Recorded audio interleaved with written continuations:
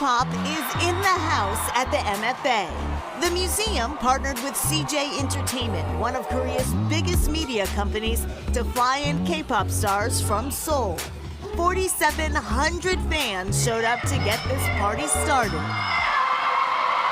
Among the performers, A-Lee, a superstar Korean-American vocalist who grew up in New Jersey.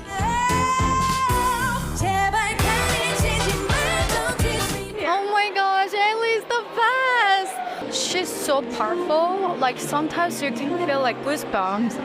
This crowd was also thrilled to see members of a dance group called 1 Million. So be able to experience this right now, it's gonna a gift to my childhood. Arguably the most famous K-pop dancers in the world. 1 Million is known for its viral choreography and performances. The group choreographs for K-pop artists and teaches dancers of all levels at their studio in Seoul. 5 members of 1 Million came to Boston for the MFA performance: Debbie Tuo, Haramu, Amy Park, Do Hee, and Leah Kim. Kim is the group's co-founder and co-CEO. Dance has become an essential part of the K-pop experience.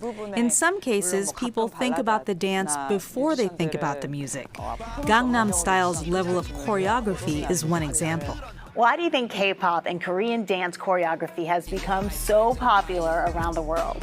I think the strongest reason is the perfectly synchronized group choreography with perfect angles and perfect timing. Dancers deliver the message of K-pop lyrics through their movements. We continue to create new trends because almost all K-pop artists come out with a new stage performance whenever they release an album. Kim says great K-pop dancing requires a special swag. I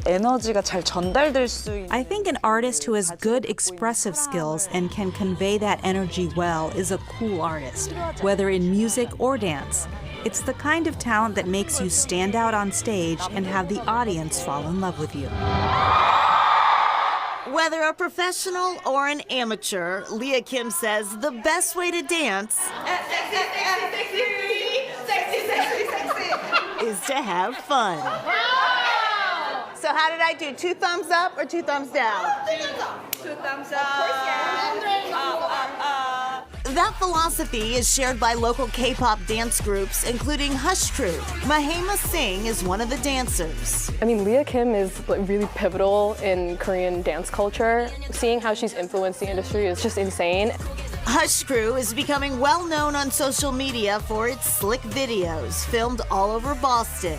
K-pop dancing has a lot of point moves, which is very recognizable little gestures that make a K-pop dance, and it also relies heavily on formation switching and lines. There's dance, music, costumes, makeup, the whole fantasy is just so fun. It's almost like you get to live out your childhood dreams. Isha Ragaram is a member of Off Brand, another dance group that performed at the Hallyu exhibit's opening.